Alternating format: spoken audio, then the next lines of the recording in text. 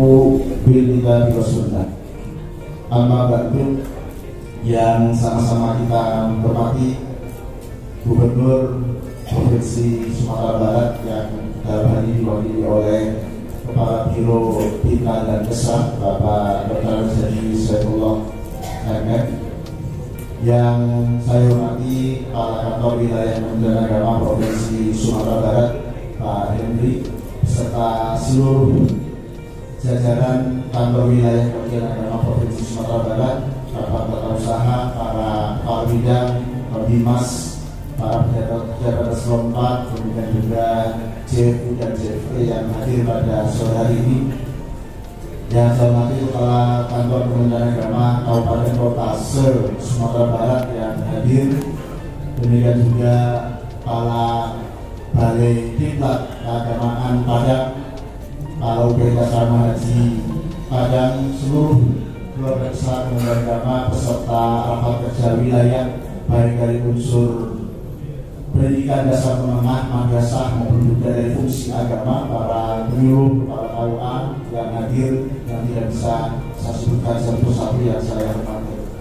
Puji syukur kita aturkan kepada Allah Subhanahu wa Ta'ala karena pada siang sore hari ini kita bisa menyelenggarakan rapat kerja wilayah yang merupakan tindak lanjut dari amanah rapat kerja nasional yang diselenggarakan oleh Kementerian Agama pada tanggal 23 sampai dengan 25 Januari 2019, di mana ada 3 program utama yang dititipkan kepada seluruh pimpinan Satker Kementerian Agama di seluruh Indonesia melalui rapat kerja nasional tersebut.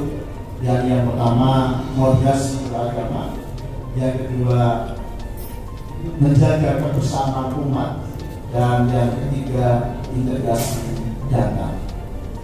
Ibu bapak sekalian yang saya hormati, para peserta rapat kerja wilayah, menjadi sangat penting bagi saya untuk menyampaikan 6 sasaran strategis Kementerian Agama tahun 2019 yang pada gilirannya bisa kita sinergikan dengan 3 program utama yang menjadi amanah dari rapat kerja nasional tahun 2019. Namun sebelum itu saya ingin sedikit menceritakan asbabul wurud, mengapa ada 3 program di 2019 yang harus dilaksanakan oleh seluruh jajaran Kementerian Agama baik pusat maupun daerah. Tanggal 10 sampai dengan 11 November 2018 yang lalu, Menteri Agama mengundang para budayawan. Ada 40 budayawan di Yogyakarta dari seluruh Indonesia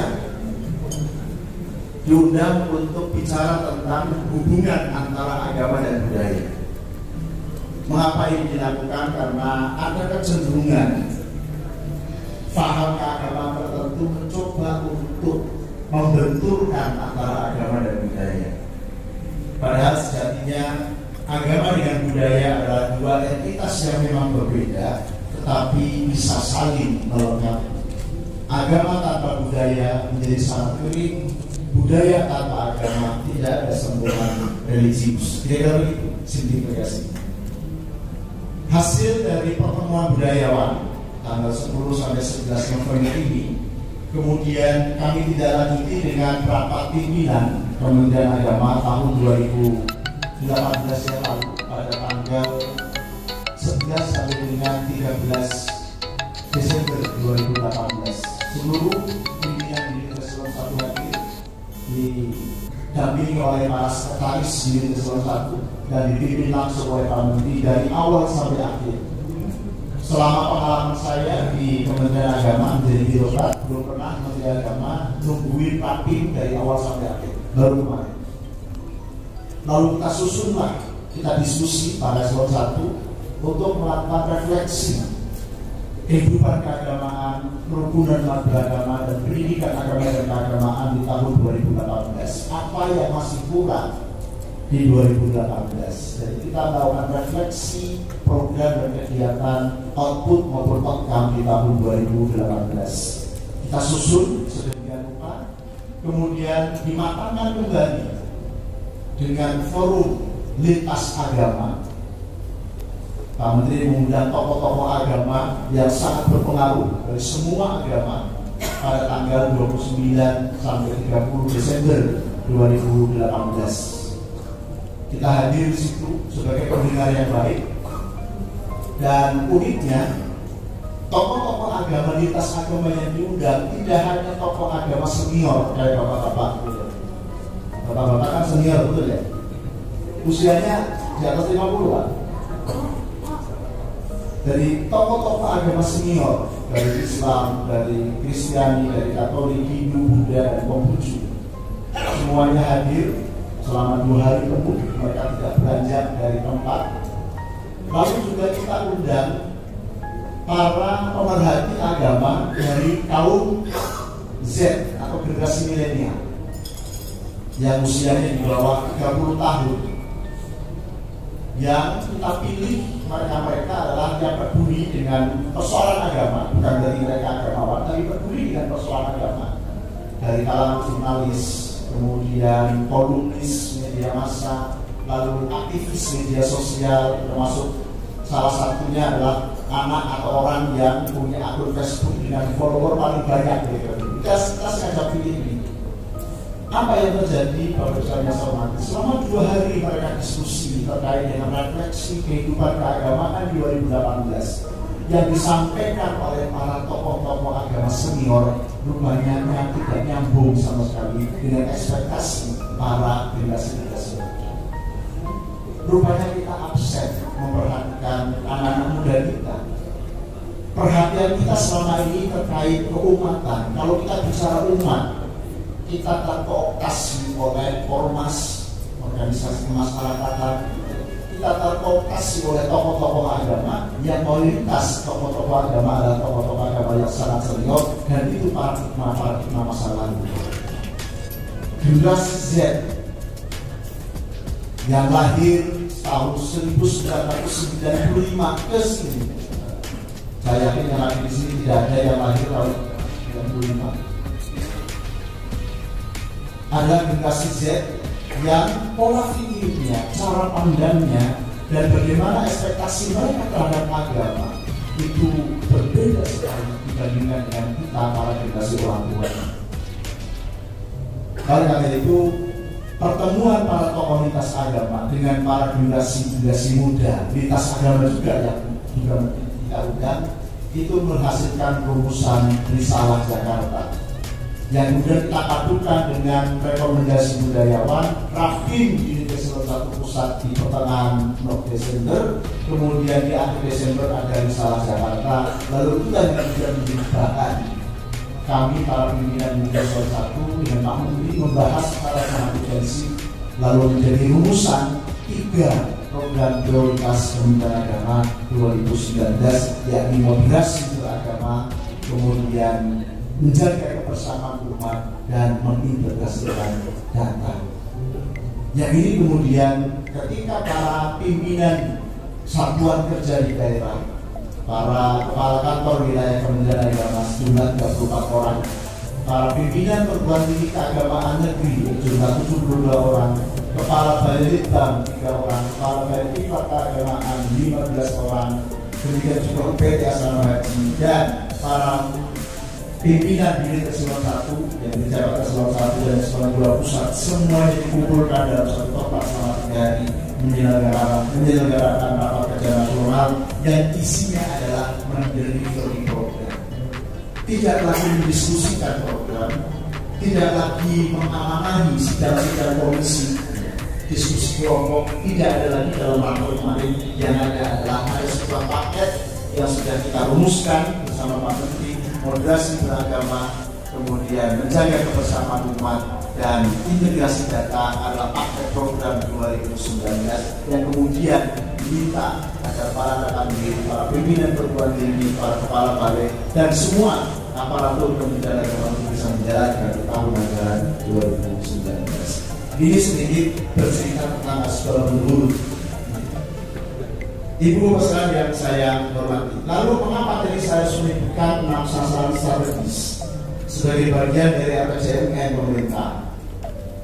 Sasaran strategis di Kementerian Agama ada 6. yang saya perlu sampaikan terlebih dahulu, baru kemudian saya coba jelaskan satu persatu. Yang pertama, Kementerian Agama diwajibkan untuk mampu meningkatkan kualitas kehidupan beragama. Jadi peningkatan kualitas kehidupan umat beragama. Saya sampaikan. Yang kedua, kita berkewajiban untuk meningkatkan harmoni sosial dan kerukunan umat beragama. Yang ketiga, kita berkewajiban untuk meningkatkan pelayanan terhadap umat beragama. Layanan, kalau yang pertama tadi kualitas kehidupan. Yang keempat, kita berkewajiban untuk meningkatkan akses pendidikan agama dan keagamaan, peningkatan akses. Yang kelima, kita berkewajiban untuk meningkatkan kualitas pendidikan agama dan keagamaan. Yang terakhir, kita diminta untuk meningkatkan kualitas tata kelola pembangunan bidang agama. 6 sasaran strategis 2019 sesuai dengan RPJMN. Bapak Ibu sekalian hormati, saya coba uraikan lalu saya kaitkan dengan 3 program besar yang merupakan hasil rumusan dari 3 kegiatan yang tadi sudah saya sebutkan. Forum Budayawan, Rapim Kementerian Agama, dan juga Forum Agamawan Lintas Agama baik senior maupun junior lagi. Mengapa kita harus meningkatkan kualitas kehidupan umat beragama? Dan mengapa pilihannya adalah moderasi beragama? Bapak Ibu sekalian yang saya hormati, kualitas kehidupan umat beragama sepertinya sederhana. Rumusan kalimatnya sederhana, tetapi implikasi ataupun makna dari kualitas kehidupan beragama ini sangat tidak sederhana. Peningkatan kualitas kehidupan umat beragama yang dimaksud adalah Kementerian Agama wajib hukumnya bisa mewujudkan atau mampu mewujudkan agama sebagai perekat sosial. Ajaran agama yang diyakini secara absolut oleh masing-masing pengimannya. Islam diyakini secara absolut oleh umat Muslim, Kristen diyakini secara absolut oleh umat Kristiani, Hindu diyakini secara absolut oleh umat Hindu, dan seterusnya. Ini harus mampu mengejawantah, mampu menjadi perekat sosial kehidupan berbangsa dan bernegara. Disinilah letak tidak mudahnya, karena faham keagamaan akhir-akhir ini, faham keagamaan yang justru lebih banyak mengisi ruang publik. Ruang publik yang saya maksud adalah media sosial. Bapak Ibu bisa jadi tidak ketemu dengan si A atau si B secara fisik. Menurut definisi pangkulnya Pak Kandir tadi, jauh tapi meskipun tanpa berjabat tangan, tidak ketemu fisik Pak. Tapi Bapak Ibu bisa mendapatkan informasi, bisa membaca pikiran, bisa membaca tulisan, bisa membaca ide-ide ataupun paham dari orang lain yang berseliweran di media-media sosial. Sayangnya, paham keagamaan yang justru sekarang banyak ditemukan di ruang-ruang publik berupa media sosial adalah paham keagamaan yang tak kokoh, paham yang ekstrim, baik itu ekstrim kanan maupun ekstrim kiri. Ekstrim kanan, saya akan ilustrasikan dengan ekstrim kanan, adalah kelompok yang sangat tekstualis, kelompok yang sangat konservatif, ultra konservatif bahkan dan ultra tekstualis. Sementara kelompok ekstrim ini adalah kelompok ultra liberalis. Jadi memang selalu berlawanan. Bagi kelompok yang kanan, ketika tidak sama, ketika tidak sehaluan, ketika tidak semandat, ketika tidak sealiran, langsung dicap sebagai sesat, bahkan menyesatkan. Ini versi kelompok yang ekstrim kanan. Sebaliknya kelompok yang ekstrim kiri, norma agama menjadi relatif. Norma agama bisa ditinggalkan karena mengedepankan akal, rasionalitas, dan hak-hak asasi manusia. Sebagai contoh, siapa yang mengkampanyekan dengan sangat lantang LGBT, LGBT, lesbian, gay, biseksual, dan transgender? Inilah kelompok-kelompok yang ultra-liberalis atas nama HAM, atas nama hak asasi manusia. Kalau LGBT menurut saya benar, Pak. Karena saya hitam, warna kulitnya, bagi saya LGBT itu lelak gelap beristri terang. Tapi yang dimaksud LGBT bukan LGBT yang ini. Yang aneh tadi itu, yang lesbi, yang gay, biseksual, dan transgender, yang mengkampanyekan hak LGBT, yang membela hak LGBT justru adalah orang-orang dari kalangan liberalis tadi. Dampaknya terhadap kehidupan keagamaan apa yang hormati, kelompok-kelompok ini akan mengaktifkan agama. Mereka akan sangat mengatakan bahwa semua agama itu sama. Ini kelompok liberalis. Kalau yang tekstualis, kalau tidak sama, kafir. Itu. Kalau tidak sama, tidak selamat. Kalau tidak selamat, kalau tidak sama, berarti tidak akan masuk surga. Seolah-olah kelompok ekstrim kanan ini komisaris surga. Orang lain tidak bisa ketika belum sama dengan mereka. Itu bahasa yang saya hormati. Mohon maaf bagi yang non-muslim, saya karena tidak begitu menguasai keilmuan Kristiani dan juga Katolik maupun yang saya tahu adalah keilmuan Keislaman. Saya ketika bicara tentang paradigma keilmuan Keislaman selalu memilah antara ad-din di satu sisi dan al-fiqh di sisi yang lain. Agama di satu sisi dan pemikiran keagamaan di sisi yang lain. Itu dua hal yang sangat berbeda. Agama absolut, mutlak, al-fiqh dini, pemikiran keagamaan sifatnya relatif. Yang ini kemudian memberikan dampak signifikan terhadap faham keagamaan. Hari-hari ini, baru sekalian, kalau Bapak Ibu aktif di media sosial, kita sedang disuguhi oleh faham keagamaan yang sangat beragam, yang merupakan hasil dari pergulatan dengan teks keagamaan, tetapi sayangnya faham itu adalah faham yang salah atau faham yang gagal. Sehingga dengan kata lain, paham salah paham ataupun gagal paham. Ini kelompok-kelompok di ekstrem kanan ini yang usianya bukan usia muda. Usianya itu sudah sangat tua. Untuk membuktikan usia kelompok ekstrem kanan ini sudah sangat tua gimana? Tolong nanti dibuka di kitab hadis, di Sahih Muslim, di kitab zakat, babnya babu dzikril khawarij wa sifatihim, hadis nomor 1063. Tidak ada buka Sahih Muslim. Kalau orang pernah tidak boleh bertanya hadisnya sahih atau enggak. Kalau itu masih ada sahih atau enggak, mau hadisnya di Sahih Muslim. Di hadis ke-1063, potongan hadis terakhir kan ini panjang, terkait dengan kasus perang Hunain. yakni seminggu setelah Fathu Makkah ada kasus perang Hunain, tentu kemudian dimenangkan oleh pasukan Muslim dan ada pembagian ghanimah. Ini pada zaman dulu rampasan gitu ya. Ibu-ibu yang di sini ada yang namanya Siti ghanimah, Siti rampasan. Jadi Rasulullah memimpin pembagian ghanimah secara adil. Uniknya dalam hadis ini dijelaskan ghanimah yang dibagikan Rasulullah ini tidak satu pun diberikan kepada para sahabat-sahabat senior. As-sabiqun al-awwalun, tidak sama sekali yang mendapatkan ghanimah.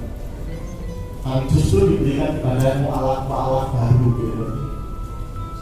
Lalu ada satu orang yang protes, bukan dari sahabat lama, tapi orang baru merasa tidak adil, dia protes dengan kalimat yang sangat tidak sopan. Ya Muhammad idin, wahai Muhammad berbuat adil. Jadi dalam pengetahuan saya dalam ilmu hadis tidak pernah ada sahabat memanggil Rasulullah dengan memanggil nama. Pasti sahabat ketika memanggil Rasulullah itu memanggil gelarnya, ya Rasulullah, ya Habibullah, ya Khalilullah. Selalu tidak pernah ya Muhammad. Reaksi Umar bin Khattab naik tambah itu saking marahnya karena melihat ketidaksopanan orang tadi, tapi dilerai oleh Rasulullah. Tetapi sambil melerai, kalau misalnya somali, Rasulullah mengatakan kalimat sebagaimana itu. Ini yang menjadi bukti bahwa faham kontra konservatif itu sudah ada sejak zaman dulu yang dibahas. Beliau mengatakan inna hadza wa ashabahu yaqra'unal Qur'ana la yujawizu hanajirahum yamruquna minhu kama yamruqus sahmu minar ramiyah. Hadis ke-1063 Kitab Zakat Babu Dzikril Khawarij wa Sifatihim Sahih Muslim. Inna hadza wa ashabahu, sesungguhnya orang ini dan anak keturunannya nanti. Ashab itu arti leksikalnya adalah sahabat. Tetapi saya lihat di dalam syarah Sahih Muslim yang ditulis oleh Imam Nawawi sebagai penulis Sahih Muslim mengatakan ashab ai dzurriyyah. Jadi sesungguhnya orang ini dan anak keturunannya kata Rasulullah yaqra'una al-Qur'an, mereka membaca Al-Qur'an. La yujawizu hanajirahum, tapi sayangnya bacaan Al-Quran tidak mampu melampaui tenggorokan. Jangankan menjalankan atau mengamalkan nilai luhur yang ada di dalam Al-Quran. Paham aja kagak, paham aja salah atau gagal paham. La yujawizu hanajirahum yamruquna minhu kama yamruqus sahmu minar ramiyah. Mereka ini lepas dari Al-Quran sebagaimana lepasnya anak panah dari busur. Ini 14 abad yang lalu di dalam hadis Sahih Muslim Kitab Zakat Babu Dzikril Khawarij wa Sifatihim, hadis nomor 1063. Otentik dan valid secara akademis bisa dibuktikan. Kalau tidak percaya buka sendiri. Jadi saya tidak heran teriak takbir Allah Akbar luar biasa kerasnya, kaca pecah dilempar oleh batu. Masa mecahin kaca pakai Allah Akbar, Tuhan di bawah-bawah. Jadi mungkin termasuk anak turunan ini, turunannya mereka ini yang sudah diprediksi oleh Rasulullah. Ini persoalan faham yang sangat tekstualis. Bukti historis menunjukkan siapa yang kemudian yang membunuh Sayyidina Ali karramallahu wajhah, Khalifah keempat, menantu Rasulullah, sahabat kesayangan Rasulullah. Ternyata Muhammad ibnu Muljam, seorang hafidh Quran, sajidun billahi shaimun billah. Tapi gara-gara pandangan politik yang tidak sama, halal darah. Ini yang kita khawatirkan. Orang-orang seperti ini yang kita khawatirkan. Kalau mereka tumbuh subur di tanah air, tumbuh subur di Indonesia, kita tidak akan memiliki masa depan. Kalau mereka memiliki ruang di negeri kita tercinta, sehingga mengapa kita harus membawa moderasi? Karena sama-sama berbahaya, baik konservatif maupun liberalisme. Sehingga harus kita bawa ke tengah, sebagaimana juga amanah Al-Quran. Wa kadzalika ja'alnakum ummatan wasatan. Itu yang menjadi dasar pijakan argumentatif sekaligus argumentasi teologis. Mengapa Kementerian Agama membawa misi besar, tetap memperjuangkan, mewujudkan dan mendiseminasikan moderasi beragama, yakni membawa agama, menjadikan agama memiliki misi kemanusiaan dalam konteks kehidupan berbangsa dan bernegara, harus menjadi unsur berkat di tengah-tengah perbedaan dan keragaman. Semua agama yang administrasinya dilayani oleh negara, tolong orang-orang Kementerian Agama harus tepat menggunakan diksi ini. Jangan sampai masih ada orang Kementerian Agama yang mengatakan agama yang diakui oleh negara. Itu salah besar. Karena negara tidak memiliki otoritas mengakui sesuatu sebagai agama atau bukan agama.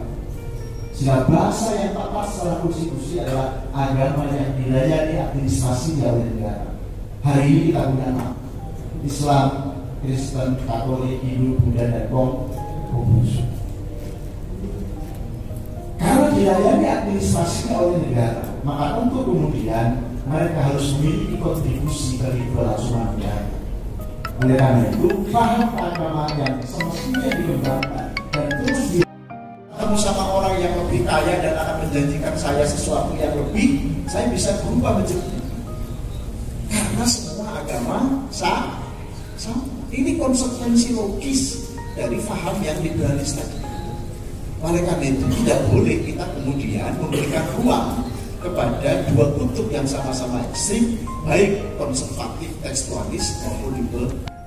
Sehingga moderasi yang harus kita tumbuh kembangkan. Dengan moderasi itulah kemudian kita bisa menjamin harmoni sosial sekaligus kerukunan umat beragama.